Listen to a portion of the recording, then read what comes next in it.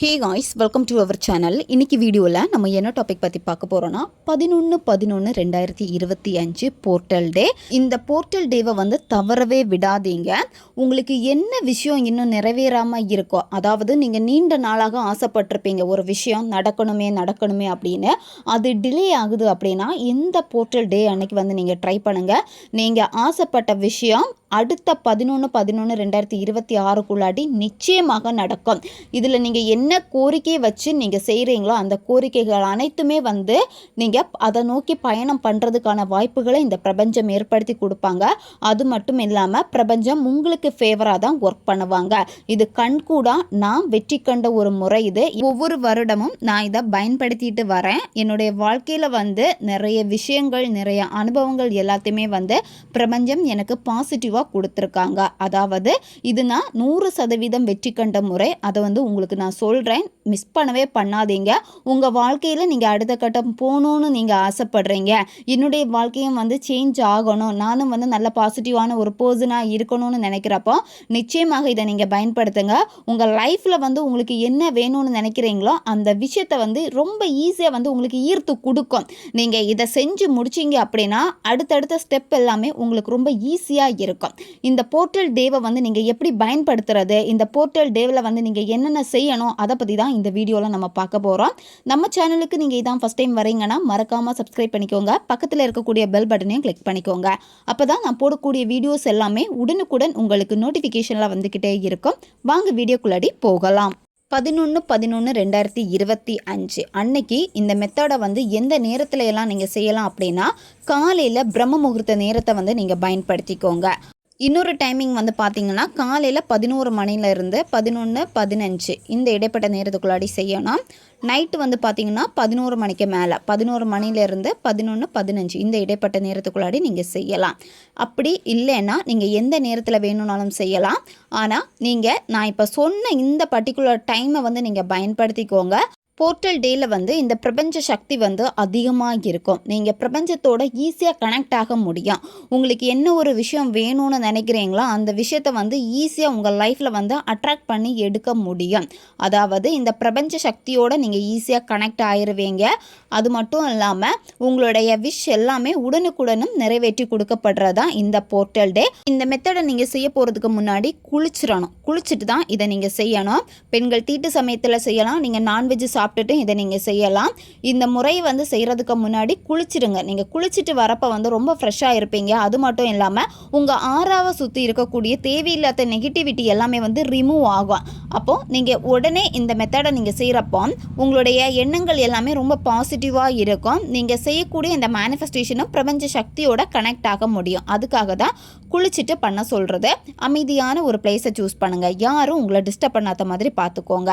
நீங்கள் இந்த மெத்தடு செய்கிறப்போ யாராவது வந்துருவாங்களோ பயந்துட்டு செய்யக்கூடாது. நீங்கள் உங்களை முழுமையாக இந்த பிரபஞ்சத்துக்கிட்ட ஒப்படைக்கணும். ஒப்படைச்சிட்டு தான் இதை நீங்கள் செய்யணும். ஒரு தீபம் அல்லது கேண்டில் வந்து ஏற்றி வச்சுக்கோங்க. அந்த தீப ஒளியில் உட்காந்துட்டு இதை நீங்கள் செய்யுங்க. இந்த மெத்தடில் வந்து உங்களுக்கு ஒரு A4 ஷீட் பேப்பர் வந்து தேவைப்படும். ப்ளைன் பேப்பராக இருக்கணும். லைன் போட்ட பேப்பரை வந்து பயன்படுத்தக்கூடாது. ஒயிட் கலர் பேப்பர் வந்து எடுத்துக்கோங்க. நீங்கள் இதில் ப்ளூ கலர் பென் வந்து பயன்படுத்திக்கலாம், க்ரீன் கலர் பென்னும் பயன்படுத்திக்கலாம், அல்லது ரெட் கலர் பென் கூட நீங்கள் பயன்படுத்திக்கலாம். இப்போ உங்களுக்கு என்ன கலர் பென் வந்து ரொம்ப பிடிக்குமோ அந்த கலர் கூட நீங்கள் இதில் வந்து யூஸ் பண்ணிக்கலாம். சரியா? பிளாக் கலர் யூஸ் பண்ணுறதா இருந்தாலும் நீங்கள் பிளாக் கலர் வந்து யூஸ் பண்ணிக்கலாம். அது எதுவுமே ப்ராப்ளம் கிடையாது. உங்களுடைய 11 விஷ் வந்து நீங்கள் எழுத போகிறீங்க. சரியா? அந்த பேப்பரில் ஃபஸ்ட்டு நீங்கள் எழுதுகிறப்போ தேங்க்யூ யூனிவர்ஸ் அப்படின்னு சொல்லிட்டு நீங்கள் ஹெட்டிங் போடணும். சரியா? அதுக்கப்புறமா உங்களுக்கு 11 விஷ் என்ன இருக்கோ அதை 1 2 3 அப்படின்னு சொல்லிட்டு நம்பர் போட்டுட்டு நீங்கள் வரிசையாக எழுத போகிறீங்க. உங்களுடைய சின்ன விஷயங்களை கூட நீங்கள் வந்து இதில் ஆட் பண்ணிக்கலாம். சரியா? இப்போ வந்து உங்களுக்கு கார் வாங்கணும்னா என்ன கலர் கார் வேணும், என்ன நேமில் வேணும், அதாவது என்ன கார் எடுக்க போகிறீங்களோ அது வந்து எழுதிக்கோங்க. இன்று நான் ஆசைப்பட்ட அந்த காரோடைய பேரை போட்டு வாங்கிவிட்டேன், நன்றி பிரபஞ்சமே அப்படின்னு சொல்லிட்டு நீங்கள் எழுதலாம். இன்னொரு இது என்ன அப்படின்னா, நீங்கள் வந்து கார்னு போட்டு ஒரு ஆரோ மார்க் போட்டு அந்த காருடைய பேர் எழுதிக்கோங்க. அடுத்து ஒரு ஆரோ மார்க் போட்டு என்ன கலர் அப்படின்னு எழுதிக்கலாம். இந்த மாதிரி சிம்பிளாக கூட எழுதலாம். சரியா? உங்களுக்கு புரிகிற மாதிரி சொல்லணும்னா, இப்போ நீங்கள் வந்து நோட்ஸ் எடுக்கிறப்ப வந்து சின்ன வந்து ஹெட்டிங் போட்டுட்டு அடுத்து அதில் ஒரு ஹைஃபன் மாதிரி போட்டுட்டு நீங்கள் வந்து அடுத்தடுத்து சின்ன பாயிண்ட் எல்லாம் எழுதிடுவீங்கள்ல, அதே மாதிரி தான். சரியா? அடுத்து 2வது உங்களுக்கு என்ன விஷ் இருக்கோ, உங்களுக்கு மேரேஜ் நடக்கணும் அப்படின்னா நீங்கள் மேரேஜ் அப்படின்னு வந்து நீங்கள் எழுதிக்கோங்க. எந்த மண்டபம் இல்லை எவ்வளோ அமௌண்ட்டுக்கு நீங்கள் பட்ஜெட்டு போடுறீங்களோ அந்த மாதிரி நீங்கள் எழுதிக்கலாம். சரியா? சிம்பிளாக நீங்கள் எழுதிக்கோங்க. உங்களுக்கு என்னென்ன இருக்கோ அந்த மாதிரி 11 விஷயம் வந்து நீங்கள் எழுதிக்கோங்க. இல்லை ஒரு பிளேஸுக்கு வந்து நீங்கள் போகணுன்னு ஆசைப்படுறீங்க, அந்த பிளேஸ் வந்து நீங்கள் எழுதிக்கலாம். சரியா? இந்த மாதிரி உங்களுக்கு என்ன வேணுமோ அதை வந்து எழுதிக்கோங்க. ஸ்கூட்டி வேணுமா, இல்லை பைக் வேணுமா, இல்லை வீடு வேணுமா, நிலம் வாங்கணுமா, ஜுவல்ஸ் வாங்கணுமா, இந்த மாதிரி தேவைகள் வந்து 11 எழுதிக்கோங்க. ஓகேவா? எழுதிட்டு அடுத்து என்ன பண்ணணும் அப்படின்னா, இந்த பேப்பருக்கு மேலே ஏதாச்சும் ஒரு பெர்ஃப்யூம்னால் வந்து நல்லா ஸ்ப்ரே பண்ணிடுங்க. ஸ்ப்ரே பண்ணிவிட்டு இந்த பேப்பரை வந்து உங்களுடைய கையில் வச்சுட்டு பிரபஞ்சத்திற்கு மனசார நன்றியை தெரிவிக்கணும். இந்த எழுதியிருக்க 11 விஷயம் வந்து பிரபஞ்சம் உங்கள் வாழ்க்கையில் வந்து நடத்தி கொடுத்துருக்காங்க. நான் இந்த எழுதின 15 ஆசைகளும் எனக்கு நிறைவேறிட்டு ரொம்ப நன்றி பிரபஞ்சமே அப்படின்னு பிரபஞ்சத்திற்கு மனசார நன்றியை தெரிவிக்கணும். நன்றியை தெரிவிச்சுட்டு அடுத்து என்ன பண்ணணும் அப்படின்னா, கொஞ்சம் நேரம் கண்ணை மூடிட்டு நீங்கள் ஆசைப்பட்ட விஷயங்கள் எல்லாமே உங்கள் லைஃப்பில் கிடைச்சா எவ்வளோ சந்தோஷப்படுவீங்களோ அதை வந்து விசுவலைசேஷன் பண்ணுங்கள். சரியா? ரொம்ப பெருசாக எல்லாம் நீங்கள் விசுவலைசேஷன் பண்ண வேண்டிய அவசியமே கிடையாது. சிம்பிளாக அது கிடச்சுன்னா அடுத்து என்ன பண்ணுவீங்க, ரொம்ப சந்தோஷமாக இருப்பீங்க. அடுத்த கட்டம் நீங்கள் முன்னேறி போவீங்கள்ல, அந்த மாதிரி அந்த ஒரு உணர்வு நிலையை நீங்கள் கொடுத்துட்டு இந்த பேப்பரை என்ன பண்ணணும் அப்படின்னா, நீங்கள் தூங்கக்கூடிய ரூமில் உங்கள் கண்ணில் படுற மாதிரி நீங்கள் உங்களுடைய ரூம் செவரில் வந்து ஒட்டி வச்சுக்கோங்க. திரும்பவும் சொல்கிறேன், கண்ணில் படுற மாதிரி தான் ஒட்டி வைக்கணும். எங்கேயாவது கொண்டு ஓரமாக ஒட்டி வைக்கக்கூடாது. நீங்கள் அடிக்கடி அந்த இடத்த பார்க்குறப்போ இதில் எழுதியிருக்க லெட்டர்ஸ் எல்லாமே உங்களை கண்ணில் படும். சரியா? பட்டுக்கிட்டே இருக்கும். இதை பட்டுக்கிட்டே இருக்க சப்கான்ஷியஸில் வந்து பதிஞ்சுக்கிட்டே இருக்கும். அதுக்காக தான் கண்ணில் படுற மாதிரி நீங்கள் ஒட்டி வச்சுக்கோங்க. கொஞ்சம் பெரிய எழுத்தில் கூட நீங்கள் எழுதிக்கோங்க. உங்களுக்கு எப்படி எழுத தோணுதோ எழுதிக்கோங்க. ஆனால் கொஞ்சம் தொலைவில் இருந்தால் கூட நீங்கள் அதை பார்த்தா கூட உங்களுக்கு தெரியணும். அந்த மாதிரி பார்த்துக்கோங்க. ஏன் நான் இதை சொல்கிறேன் அப்படின்னா, இந்த மாதிரி நான் செஞ்சு என்னுடைய வாழ்க்கையில் வந்து நிறைய சக்ஸஸ் நான் பண்ணியிருக்கேன். அதுக்காக தான் நான் உங்களுக்கு இவ்வளோ கிளியராக எக்ஸ்பிளைன் பண்ணுறேன். சரியா? உங்களுடைய நியாயமான கோரிக்கைகள் வந்து கண்டிப்பாக வந்து பிரபஞ்சம் வந்து நிறைவேற்றி கொடுப்பாங்க. இப்போ லவ்வில் பிரச்சனை இருக்குது, அந்த பர்சன் திருப்பி வரணும் அப்படின்னா நீங்கள் அந்த லவ் வந்து சக்ஸஸ் ஆச்சு அப்படின்னு சொல்லிட்டு நீங்கள் எழுதிக்கலாம். ஆசைப்பட்ட லைஃப்பில் வந்து நீங்கள் இப்போ இருக்கீங்க, கல்யாணமே ஆயிடுச்சு அப்படின்னு எழுதலாம். குழந்தை வேணுமா, குழந்தை வந்து கிடைச்சிடுச்சு அப்படின்னு எழுதலாம். இந்த மாதிரி உங்களுக்கு என்ன தேவை இருக்கோ அதை வந்து எழுதிக்கோங்க. சரியா?